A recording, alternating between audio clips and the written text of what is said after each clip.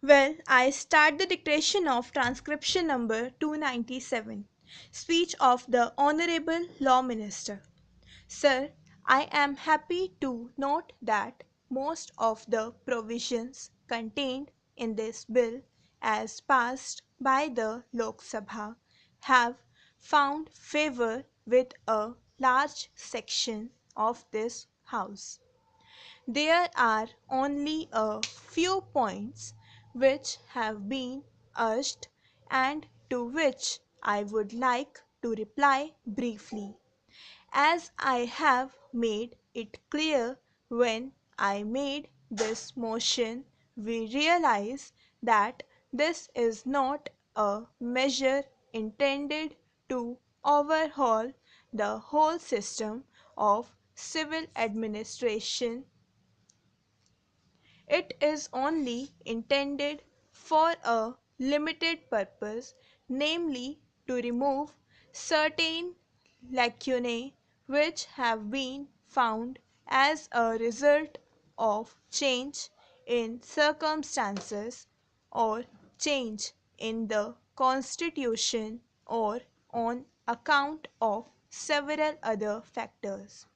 Now, with respect to the criticism as to why a comprehensive bill is not being brought forward by government, I can only say, as I explained earlier, that we have appointed a law commission and that commission is carrying on an exhaustive inquiry with respect to not only procedural matters but also some of the most important substantive laws of the country. I realize that probably it may take some time before the overhauling of this procedure is undertaken.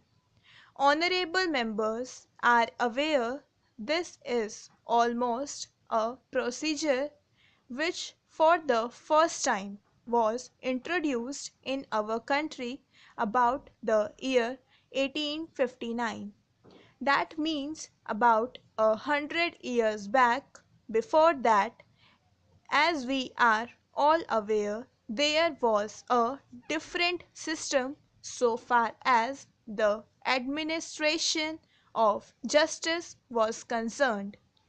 And with the advent not only of the company administration but the other British government administration, the procedure with respect to civil matters was introduced for the first time in our country.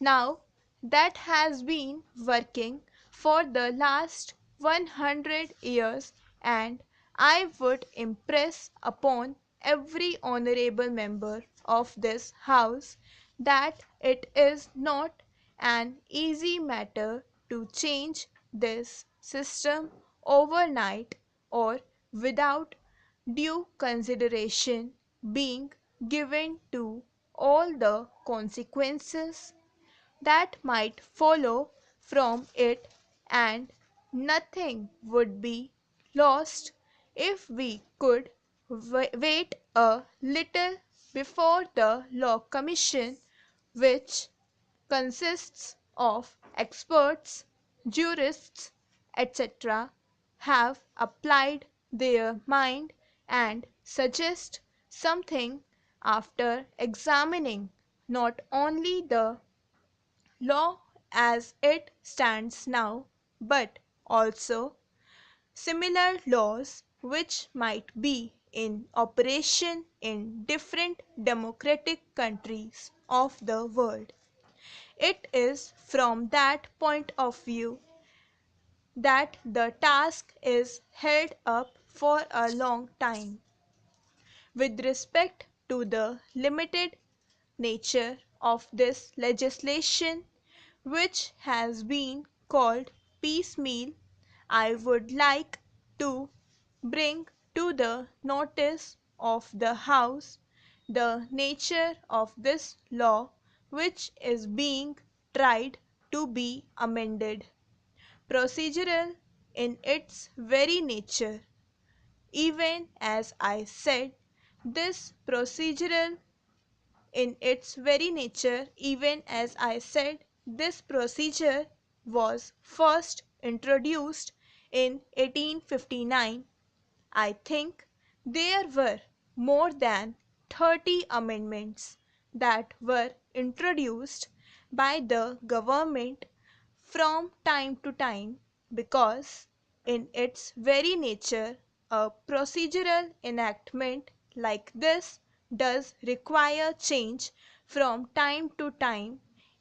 In spite of these, overhaul is left to be done, and I think I need not take much time of the House.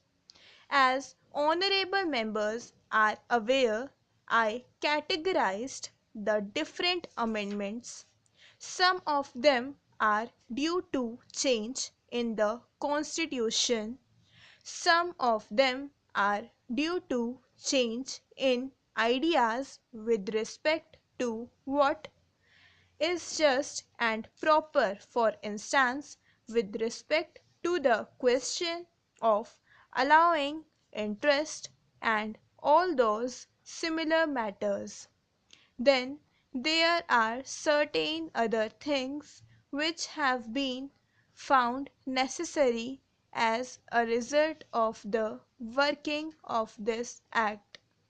As I have said, in its very nature, a piece of legislation like this has to undergo slight changes which are necessitated by circumstances from time to time, and this is only one of those measures.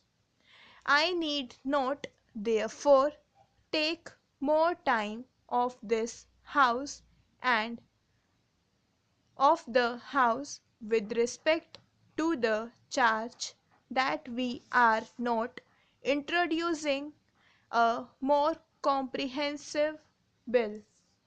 Then, sir, there are only two or three matters with respect to which I think I need reply.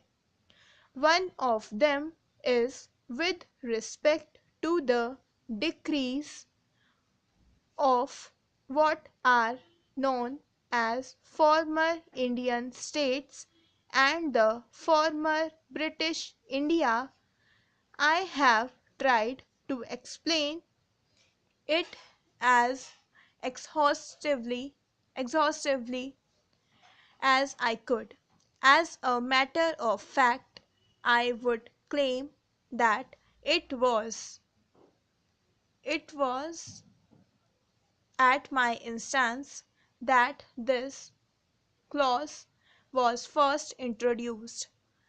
It was clause 5 in the original bill, but when the matter was discussed in both the houses and was considered by the select committee, and looking to the fact that 6 years, as I said yesterday, have elapsed since the passing of the Constitution, it was decided to omit it.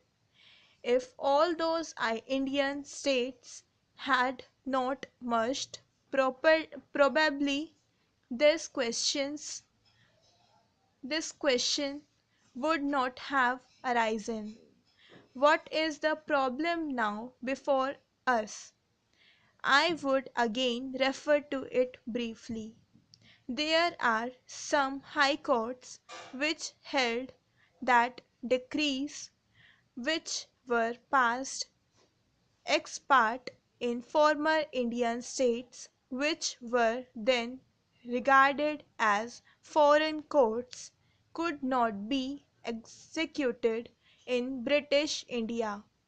Now, as a result of the Constitution There is no